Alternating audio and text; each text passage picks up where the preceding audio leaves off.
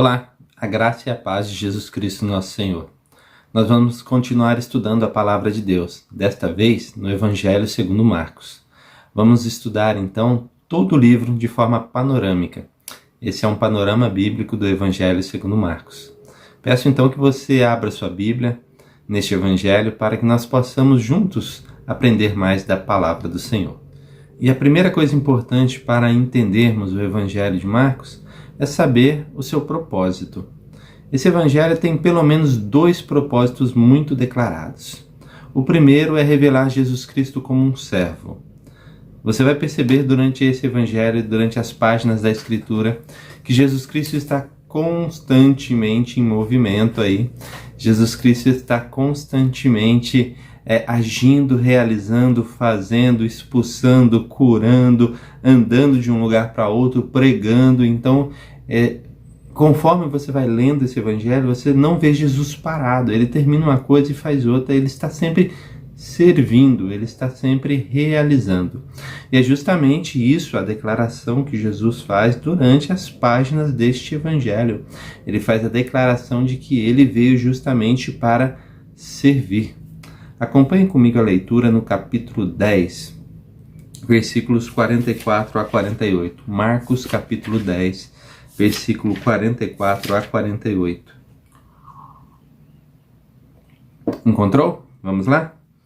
E quem quiser ser o primeiro deverá ser escravo de todos, pois nem mesmo o Filho do Homem veio para ser servido, mas para servir e dar a sua vida em resgate por muitos.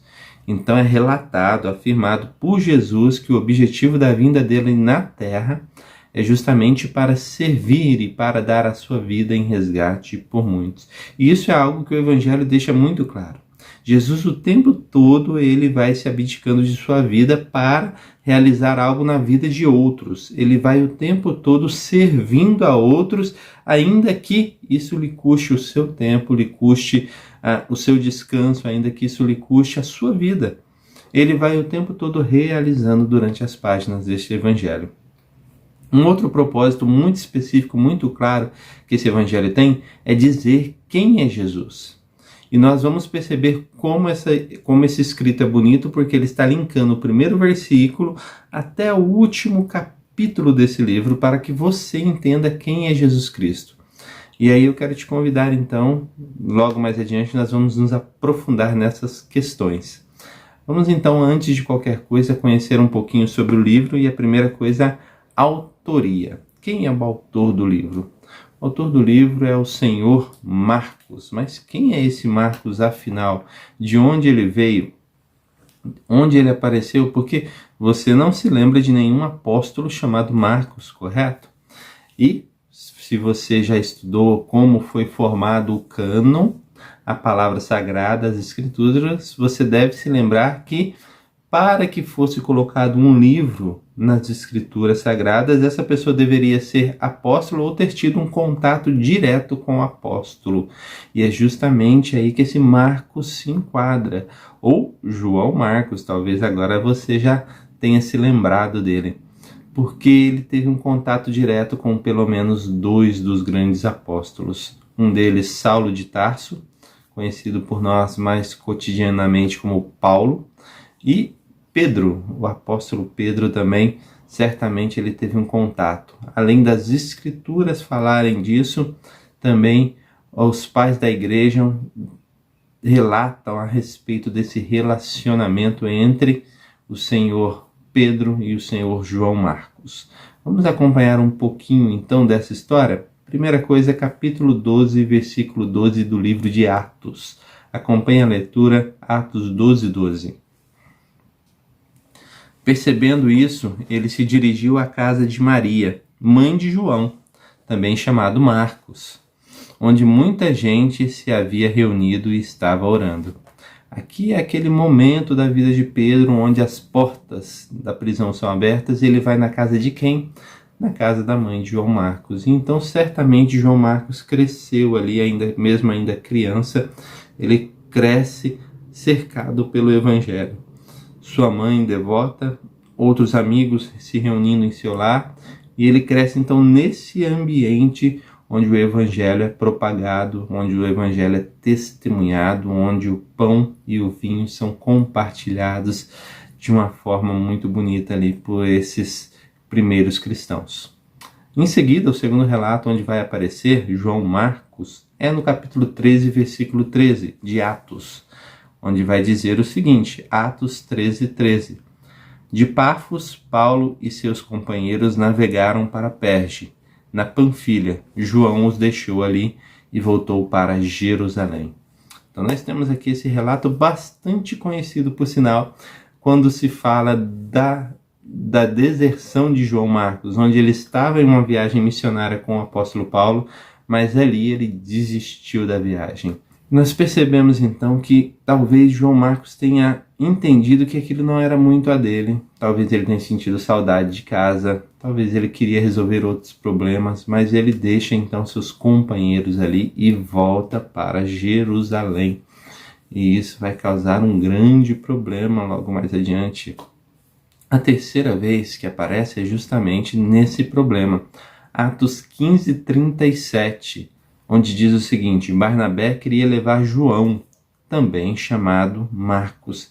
Aqui a gente tem aquele confronto onde Barnabé queria levar o João, mas Paulo não queria porque ele já tinha sido deixado no meio do caminho pelo João. Então, Paulo, um coração ali mais fervoroso, ele não queria levar o João porque ele estava com medo, certamente, de que João repetisse a cena e deixasse eles no meio do caminho. Porém, Barnabé, o filho da consolação, aquele que fez a diferença na história, inclusive de Paulo, ele mais uma vez vai fazer diferença porque ele vai bater o pé e vai segurar João Marcos do lado dele. E isso vai gerar muitos frutos, isso vai gerar algo de muito bom no Evangelho. E a gente vai perceber Pedro agora se relacionando com o próprio João Marcos. 1 de Pedro, capítulo 5, versículo 13. 1 de Pedro 5, 13. Aquela que está em Babilônia, também eleita, envia-lhes saudações. E também Marcos, meu filho. Certamente havia um envolvimento muito próximo entre Pedro e João Marcos. E é bem possível, e os relatos da tradição da igreja e dos pais apostólicos afirmam que João Marcos escreveu o Evangelho segundo Marcos de acordo com os relatos do próprio Pedro, ou seja, ele se sentou na frente de Pedro enquanto Pedro falava, relatava os acontecimentos, João Marcos ia escrevendo este Evangelho. Como eu já disse para você, os evangelhos não foram escritos com alguém atrás de Jesus relatando tudo o que aconteceu. E agora Jesus curou um cego. Não foi isso. Foi anos depois, após a morte e a ressurreição de Jesus, houve a necessidade de guardar esses relatos. Então, a igreja presente naquele momento se dedicou a fazer justamente isso. A guardar esses relatos a respeito da vinda de Jesus, todos guiados pelo Espírito Santo. É importante dizer isso. E nós temos então a última aparição, e é muito bonito a gente perceber essa última aparição, porque nós sabemos que houve uma discussão entre João Marcos e o apóstolo Paulo. E o que vai acontecer agora é a reconciliação. Aquele que antes Paulo estava temeroso de levar em uma viagem, agora é necessário a Paulo. 2 Timóteo capítulo 4, versículo 11 diz o seguinte: só Lucas está comigo, traga Marcos com você, porque ele me é útil para o ministério. Olha só que bonito que nós vamos perceber. Aquele João Marcos, que era um desertor, agora é útil para Paulo. E ele é útil para Paulo por quê? Porque Barnabé confiou nele, direcionou ele para que ele continuasse a servir. Mais que isso, também nós vemos aqui o perdão. Certamente Paulo estava magoado, porque ele se sentira traído por João Marcos, quando João Marcos deixou eles no meio da viagem e voltou para Jerusalém. E agora nós vemos o momento da reconciliação, e ali a paz e o perdão é o que impera. Mais uma vez o amor vence, e isso vem para a glória de Deus. Então esse é João Marcos, o autor, aquele que escreveu o Evangelho. Provavelmente, quando se fala de autoria, a gente pode relacionar o autor sendo Pedro e o escritor sendo João Marcos. Mas aí cabe você decidir essa questão, mas o nome que nós temos como sempre aparecendo aí na Bíblia é o nome de Marcos, como o Evangelho segundo Marcos. A data, provavelmente algo aí após a morte de Jesus. Então a gente coloca aí após 35, 40, provavelmente um tempo até a mais que isso, mas antes de 70. Por que isso? Por dois motivos. O primeiro é que os relatos históricos e da tradição afirmam que Pedro teria morrido por volta de 64 a 67. Então, se Marcos escreveu com base nos relatos de Pedro, ele não pode ter escrito depois desse período, visto que Pedro estava morto. Mas também nós temos um outro relato no capítulo 13 do próprio Evangelho, que fala ali de uma profecia que Jesus deu, que é uma profecia que estava para acontecer e outra parte ainda iria acontecer.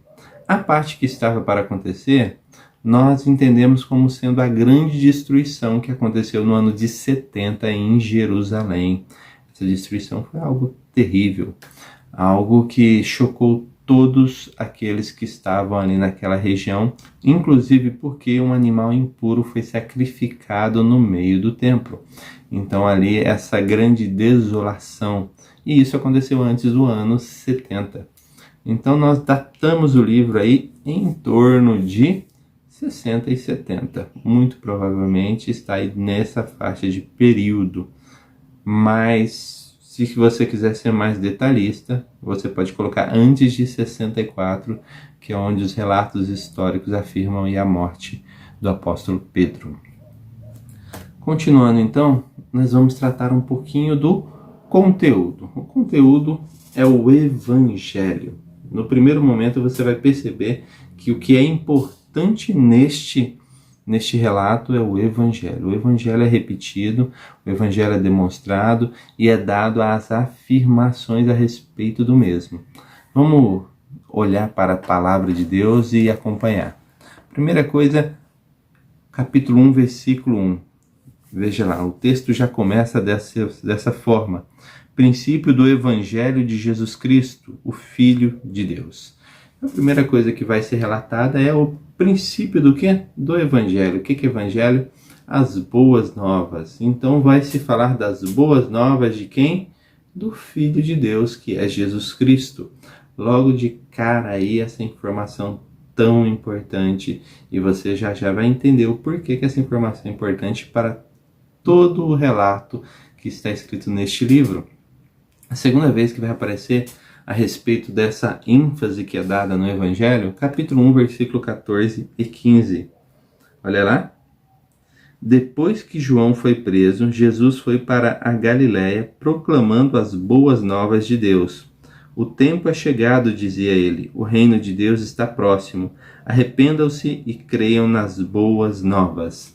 Então agora, primeiramente lá no livro, logo no início, o que vai se falar sobre o Evangelho? Onde vai aparecer Jesus a primeira vez? Proclamando as boas novas. Olha pessoal, é chegado o tempo, o reino de Deus está perto. Arrependam-se. Aí duas afirmações pelo menos, é a necessidade de arrependimento, mas também a afirmação de que o reino havia chegado. Então nós precisamos prestar atenção nisso, porque o Evangelho é de suma importância até hoje. Capítulo 1, versículo 38 a 39. Jesus respondeu: vamos para outro lugar, para os povoados vizinhos, para que também lá eu pregue. Foi para isso que eu vim. Então ele percorreu toda a Galiléia, pregando nas sinagogas e expulsando os demônios. O próprio Jesus dá uma ênfase muito grande no Evangelho. Ele afirma que ele veio justamente para pregar. Então Jesus está sempre em movimento e sempre pregando o Evangelho, essa mensagem que traz vida, essa mensagem de que o reino de Deus está próximo e era necessário o arrependimento, essa mensagem que traz amor, que traz devoção e dedicação a Deus. Então Jesus está constantemente trabalhando para que as pessoas entendam a importância da mensagem do Evangelho. Nós vamos continuar também, e aquilo que vai chocar a gente é que nós devemos dar a vida pelo Evangelho. Não é só pregar, não é só falar, não é só dizer que crê, mas é dar a vida pelo Evangelho. E a gente vai então, capítulo 8, versículo 35 do Evangelho segundo Marcos. 8,35 vai dizer o seguinte: pois quem quiser salvar a sua vida, a perderá, mas quem perder a sua vida por minha causa e pelo Evangelho, a salvará. A salvação está justamente na dedicação, na entrega da vida por amor ao Evangelho. Olha só que interessante que nós percebemos Jesus enfatizando o fato de que devemos dar a própria vida para que o Evangelho seja conhecido. Capítulo 10, versículo 29. Respondeu Jesus: digo-lhes a verdade, ninguém que tenha deixado casa, irmãos, irmãs, mãe, pai, filhos ou campos por causa de mim e do Evangelho, deixará de receber 100 vezes mais já no tempo presente, casas, irmãos, irmãs, mães, filhos e campos, e com eles perseguição, e na era futura a vida eterna. Então aqui a ênfase de Jesus em afirmar que é necessário que se coloque o Evangelho acima de tudo e de todos. Não há como nós fugirmos disso nas Escrituras. O seu filho, o meu filho, a minha filha não é mais importante do que o Evangelho. A minha esposa não é mais importante que o Evangelho. O meu trabalho não é mais importante que o Evangelho. Os meus pais não são mais importantes que o Evangelho. Jesus, Ele nos chama, nos convida para pagar o alto preço que é morrer para o mundo e viver para Cristo. Nós precisamos nos voltar para essa verdade e não colocar nada nem ninguém acima do Evangelho de Jesus Cristo. Porque é no Evangelho que nós conhecemos a tão grande salvação, e é por meio deste Evangelho que outras pessoas terão acesso à salvação. Então não é aceitável dividir de forma alguma essa glória que é só de Deus. Não é aceitável dividir de forma alguma essa devoção, essa dedicação que só pertence a Deus. Então deve-se dar a vida pela mensagem. E essa mensagem deve ser pregada em todo o mundo.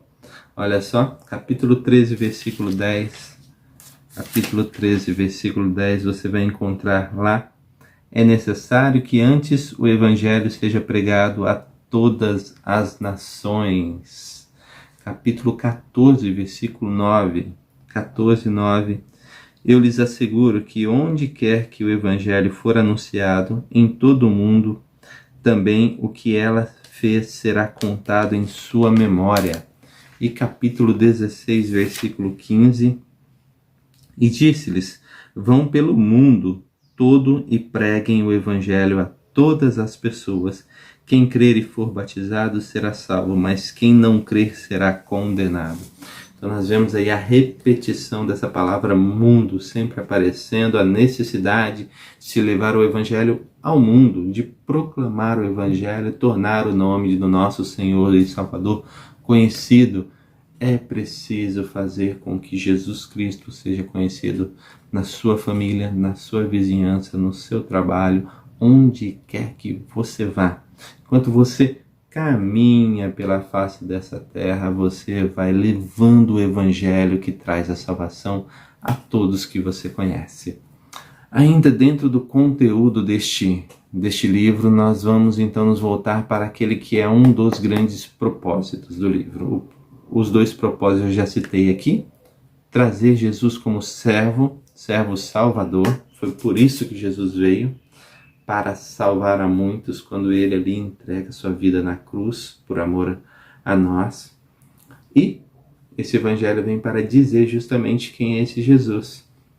Vamos juntos então perceber isso nas páginas da Escritura? Capítulo 1, versículo 1, logo de cara é dito que esse Evangelho é escrito justamente para isso. Acompanhe a leitura. Princípio do Evangelho de Jesus Cristo, o Filho de Deus.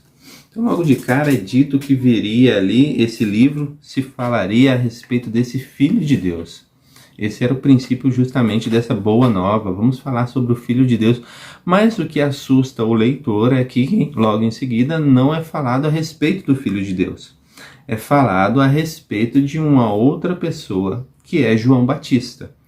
E aí as pessoas ficam na cabeça, né? Quem está lendo o livro cantando, será que esse tal João é o Filho de Deus? Será que não é? Porém, João vai batizar uma outra personagem que aparece, e essa personagem que aparece, o próprio Deus vai falar a respeito dessa personagem. O próprio céu, uma voz que vem do céu, fala a respeito dessa personagem que vai aparecer. Então, o livro já vai direcionando o leitor para deixar João de lado. Olha, não é esse. Ele veio só preparar o caminho. É esse aqui. E quem diz que é esse? O próprio Deus. E aí a gente vai olhar versículo 11. Então veio dos céus uma voz: Tu és o meu filho amado, de ti me agrado. E capítulo 9, versículo 7. A seguir apareceu uma nuvem e os envolveu. Dela saiu uma voz que disse: Este é o meu filho amado, ouçam-no. Então, nesse livro, a gente vai perceber que o tempo todo está se falando quem é Jesus, ou está se perguntando quem é Jesus. No livro, o próprio autor começa dizendo que Jesus é o Filho de Deus. O próprio Deus diz: olha, esse é o meu filho amado, a ele ouvia, a ele dai ouvidos. E aí nós vamos perceber durante as páginas do livro, durante o escrito, que todo mundo está curioso para saber quem que é afinal esse Filho de Deus, o que ele veio fazer, o que está acontecendo nesse momento da história. E a gente vai lendo, então, e vai percebendo essa pergunta acontecendo e essa resposta acontecendo o tempo todo. Capítulo 4, versículo 41, os discípulos vão perguntar. Eles estavam apavorados e perguntavam uns aos outros: quem é este que até o vento e o mar lhe obedecem? Os discípulos estavam preocupados, eles queriam conhecer Jesus. O livro continua e os seus contemporâneos também vão querer saber, vão questionar. E isso é para trazer na mente do leitor que está atento ao livro essa mesma indagação. Afinal, quem é esse Jesus? Será que ele é mesmo o Filho de Deus? Olha só a dúvida de seus contemporâneos. Capítulo 6, versículo 3. Não é este o carpinteiro, filho de Maria e irmão de Tiago, José, Judas e Simão? Não estão aqui conosco as suas irmãs? E ficavam escandalizados por causa dele. Então nós percebemos aí que as pessoas que estavam ao redor estavam todas atentos a esse novo mestre, a esse novo rabino, e querendo saber justamente quem ele realmente é. Mas também o livro mostra que os demônios confessam a respeito de Jesus. Capítulo 1, versículo 24. O que queres conosco, Jesus de Nazaré? Vieste para nos destruir? Sei quem tu és, o Santo de Deus. Ainda, capítulo 3, versículo 11. Sempre que os espíritos imundos o viam, prostravam-se diante dele e gritavam: Tu és o Filho de Deus. Ainda capítulo 5, versículo 7. E gritou em alta voz: Que queres comigo, Jesus, Filho de Deus Altíssimo? Rogo-te por Deus que não me atormente. Olha só, os demônios vão confessar dentro desse livro que Jesus é o Filho de Deus, e eles sabem muito bem disso, e eles atestam e confessam isso em alto e bom som, tanto que Jesus chega a repreendê-los. E você vai perceber o domínio que Jesus tem sobre os demônios, mas também você vai perceber que os demônios estão participando da vida cotidiana, inclusive nas sinagogas, no local onde deveria ser o lugar de Deus. Os demônios estão ali para fazer as suas, para aprontar as suas. Porém, quando eles se deparam com Jesus Cristo, eles não podem deixar de perceber que esse Jesus é o Santo de Deus. Ele é o Filho de Deus e eles confessam justamente isso. Então, quem está lendo atentamente esse livro vai perceber essa questão. O tempo inteiro, quem é Jesus está sendo perguntado, está sendo falado. Os parentes de Jesus dizem a respeito de Jesus. Capítulo 3, 21. Quando seus familiares ouviram falar disso, saíram para trazê-lo à força, pois diziam, ele está fora de si. Falava que ele estava louco, estava fora de si. Os rabinos também falavam, tinham uma opinião sobre Jesus. Todo mundo tem uma opinião sobre Jesus, mas nem sempre ter uma opinião sobre Jesus significa que essa opinião está correta ou que essa pessoa conheça Jesus. Porque assim como os parentes estavam errados, agora os rabinos vão falar a respeito. Capítulo 3, versículo 22 e versículo 30. E os mestres da lei que haviam descido de Jerusalém diziam, ele está com Belzebu, pelo príncipe dos demônios é que ele expulsa demônios. Jesus falou isso porque eles estavam dizendo, ele está com um espírito imundo. Então nós percebemos aí que esses homens, eles tinham a opinião deles a respeito de Jesus e eles afirmavam até que Jesus estava possuído por demônios. O fato de ter uma opinião sobre Jesus não significa que a pessoa realmente conheça Jesus. Mas dentro da dinâmica do livro está tudo de acordo, porque o autor está criando no nosso coração esse desejo de querer saber, afinal, quem que é esse Jesus? Ele é o Filho de Deus, ele é o Filho amado, ele é o Santo de Deus, ele é aquele que cura, ele é aquele que expulsa demônios, ele é só um louco, ele está possuído, afinal, quem que é esse Jesus? É isso que o texto quer criar no nosso coração, esse questionamento, esse desejo, essa ânsia de saber quem é esse Jesus. O próprio Pedro vai confessar a respeito de Jesus, capítulo 8, versículo 29. E vocês, perguntou ele, quem vocês dizem que eu sou? Pedro respondeu, tu és o Cristo, tu és o Messias, tu és o Quírios, tu és o Senhor, tu és o Cristo. Aquele prometido para salvar toda Israel, aquele prometido para salvar o mundo, és tu, Jesus. Então essa afirmação de Pedro vai ser muito bem trabalhada, porque é justamente isso que ele é. E isso foi revelado pelo Espírito Santo. Isso não vem da inteligência, da sabedoria de Pedro. O próprio Jesus vai afirmar que foi o Espírito Santo que revelou isso a Pedro. Mais pessoas têm opiniões a respeito de Jesus. Bartimeu, o cego Bartimeu afirma, capítulo 10, versículo 47. Quando ouviu que era Jesus de Nazaré, começou a gritar, Jesus, filho de Davi, tem misericórdia de mim. Então tem cego que enxerga melhor do que quem tem a visão. Porque o cego Bartimeu sabia que esse ali era a raiz de Davi prometida, a descendência de Davi que sempre ocuparia o trono, segundo a aliança feita com Davi.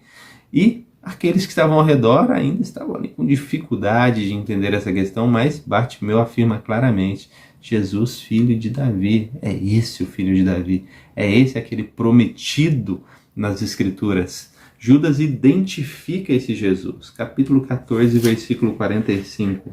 Dirigindo-se imediatamente a Jesus, Judas disse, mestre, e o beijou. Quem que eles queriam? Os sacerdotes, o mestre, o rabino errante, aquele que se dizia, aquele que o povo proclamava rei dos judeus, e Judas vai justamente identificar Jesus Cristo como sendo o mestre. Caifás quer saber, está curioso a respeito, afinal, quem você é? Tem tantas opiniões a seu respeito até agora, os discípulos dizem alguma coisa, os demônios dizem outra, há relatos a respeito da sua pessoa, afinal de contas, quem você é? Então Caifás quer justamente saber, capítulo 14, versículos 61 e 62. Mas Jesus permaneceu em silêncio e nada respondeu. Outra vez o sumo sacerdote lhe perguntou, você é o Cristo, o Filho do Deus bendito? Sou, disse Jesus, e vereis o Filho do Homem assentado à direita do Poderoso, vindo com as nuvens do céu. Eles queriam saber, mas eles não queriam saber, porque quando Jesus declarou claramente para eles, o desejo deles foi matar Jesus, porque eles esperavam um líder político e não um Deus amoroso, um Filho de Deus que vem trazer cura e salvação e ensinar o povo a amar.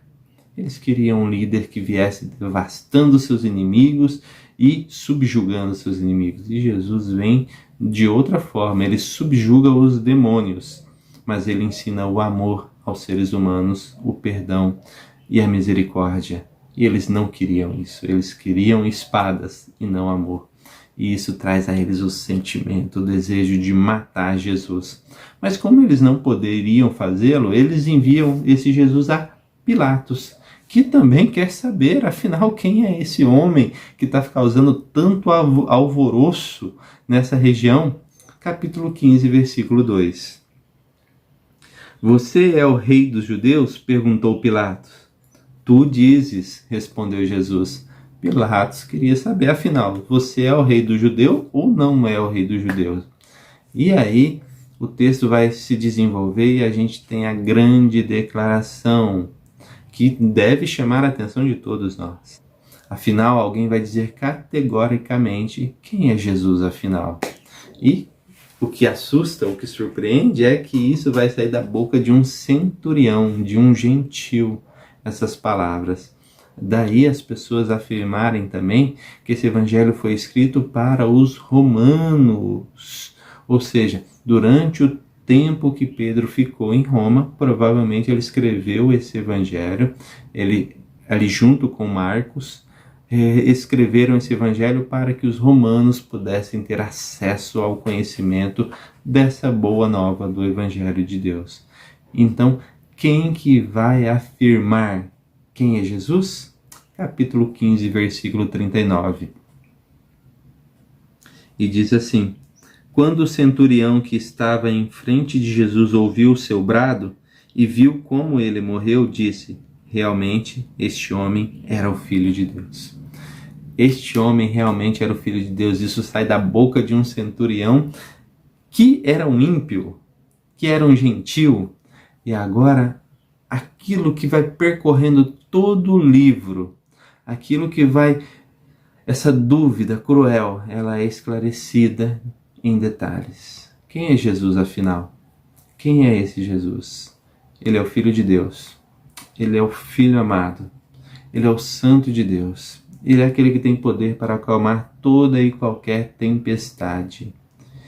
Ele é aquele que veio para salvar o que está perdido. Ele é o médico que cura os doentes. Ele é aquele que veio para resgatar aqueles filhos que fugiram de seu verdadeiro lar. Ele é aquele que veio para dar a sua vida em favor de muitos. Esse Jesus é aquele que é o Messias, o Cristo, o Quírios, o Senhor, o Rei dos judeus. Quem é Jesus? Jesus é aquele que deu a sua vida para morrer, para pagar o preço por mim e por você, para que os nossos pecados sejam perdoados e nós tenhamos acesso então a Deus Pai. Esse é Jesus, o próprio Deus encarnado nessa terra. O próprio Deus vindo remir as suas criaturas, vindo salvar aqueles que estão perdidos em seus delitos e pecados. O próprio Deus trazendo a reconciliação, a justificação por meio de si mesmo, por meio da sua morte e por meio da sua ressurreição. Porque quem é Jesus? Jesus é aquele que venceu a morte, ressuscitou e vive eternamente. Capítulo 16, versículo 6. Não tenham medo, disse ele. Vocês estão procurando Jesus, o Nazareno, que foi crucificado. Ele ressuscitou, não está aqui. Vejam o lugar onde o haviam posto. Jesus ressuscitou. Jesus vive pelos séculos dos séculos. Jesus vive eternamente. Quem é Jesus Cristo? Jesus Cristo é o único intermediário entre nós e Deus. O único que pode nos dar a salvação. O único que nos leva diante da presença do nosso Deus é Jesus Cristo. Só podemos nos achegar a Deus, só podemos entrar no Santo dos Santos e ver a face de Deus, porque Jesus Cristo nos permite fazer isso. Esse evangelho vem justamente para dizer isso. Quem é Jesus? Quem é Jesus na sua vida? Você já entendeu que Jesus Cristo veio para servir e dar a vida dele por você? Para que você se volte a ele e o sirva completamente? Dê a ele o primeiro lugar de sua vida? Quem é Jesus na sua vida? Você já sabe que ele é o Filho de Deus e o próprio Deus encarnado? Você já o aceitou como tal? Receba Jesus Cristo em sua vida. Entregue-se totalmente a Ele, para que por meio de um relacionamento íntimo e sincero com Jesus Cristo, você tenha a salvação, o perdão de seus pecados e uma vida eterna no céu. Que Deus abençoe você, que Deus abençoe a sua família. Até o próximo encontro. E você, que tem sido abençoado por esses vídeos, eu quero te convidar a se inscrever no canal, a curtir o vídeo e a compartilhar esse vídeo. Clique também no sininho para que você fique sabendo dos novos vídeos, das novas postagens e assim possa compartilhar a palavra de Deus com seus amigos. Até o próximo encontro.